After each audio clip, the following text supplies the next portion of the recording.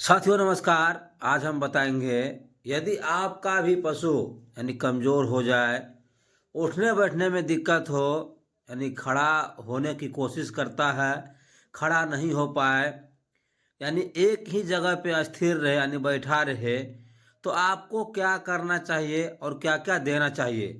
Video के अंत तक बने रहें। वीडियो को कभी स्किप करके मत देखिए। अगर आप वीडियो को स्किप करते हैं तो आपको प्रॉपर नॉलेज नहीं मिल पाएगी। तो प्रॉपर नॉलेज लेने के लिए आपको वीडियो को पूरा देखना होगा और समझना होगा। तो देखिए, सबसे पहले हम गाय का टेम्परेचर यानी जो गाय है यानी पशु है, गाय हो, भैंस हो, बछड़ा हो, बछड़ी हो, ये हर एक पशु में समस्या मिलती है। सबसे देखिए, हमारे साथ जो प्रैक्टिशनर भाई हैं वो टेम्परेचर की जांच कर रहे हैं। तो ऐसा केस में अधिकांश मात्रा में टेम्परेचर डाउन ही होती है, यानी नॉर्मल टेम्परेचर 101.5 होती है गाय भैंस की, तो उससे वह कम होती है। अगर ऐसा होने से पशु में दिक्कत हो जाती है तो सबसे पहली बात आपको पता लगाना है कि पशु में जो कमजोरी होती है वो किस कारणवश होती है। तो पशु में कमजोरी होने का मुख्य कारण है कि पशु को जो आप चारा दाना देते हैं उसका रख रखाव में आप कमी करते हैं, यानी पशु को संतुलित आहार नहीं मिल पाता है, तो उसके कारण भी पशु कमज़ोर हो जाता है। यानी मुख्य कारण है पशु का डाइट, यानी पशु को जो आप खिलाते हैं उस पे आपको विशेष ध्यान देना है कि हमको कितना खिलाना है, कैसे खिलाना है। यानी मायने रखता है कि कब खिलाना है, कैसे खिलाना है और क्या खिलाना है। अगर आप पशु को सही चीज़ दे रहे हैं, मिनरल मिक्सचर दे रहे हैं, नमक की मात्रा दे रहे हैं, तो आपका पशु कमज़ोर होने से बच पाएगा, यानी कमज़ोर नहीं होगा। तो पहला कारण ये हो गया। दूसरा कारण कमजोरी जो आती है पशु में, यानी कमजोरी जो होता है वो है फास्फोरस की कमी का कारण, कैल्शियम की कमी के कारण, मैग्नीशियम की कमी के कारण, यानी मिनरल मिक्सचर खनिज लवण की कमी के कारण। तो इन सब कमी के कारण पशु कमजोर हो जाता है।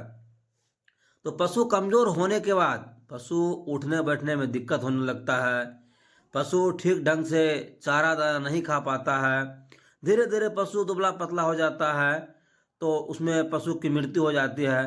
तो आपको विशेष ध्यान देना है, यानी पशु जब कमज़ोर हो जाए तो सबसे पहले आप क्या देंगे उसको, हम आपको पूरी जानकारी देंगे, यानी उसको आप क्या क्या देंगे ताकि आपका पशु ठीक हो पाए।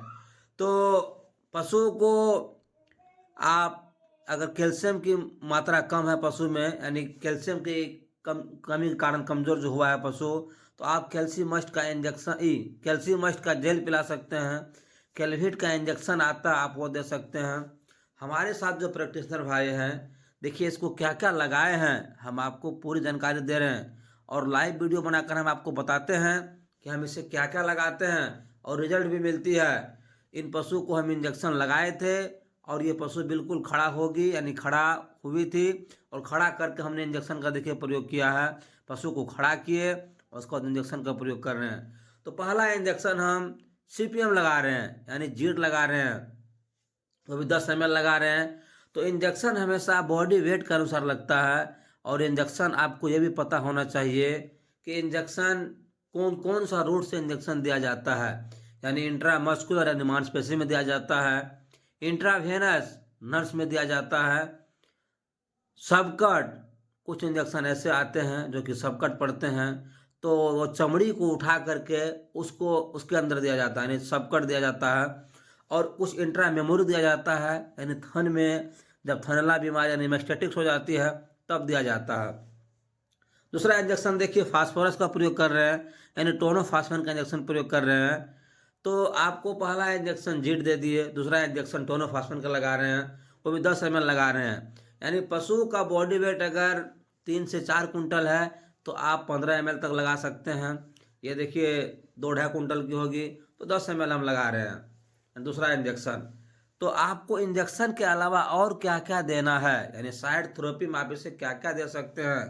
तो साइड थेरेपी में से आप भूख की बोलस आती है, इकोटास आती है, आप वो दे सकते हैं।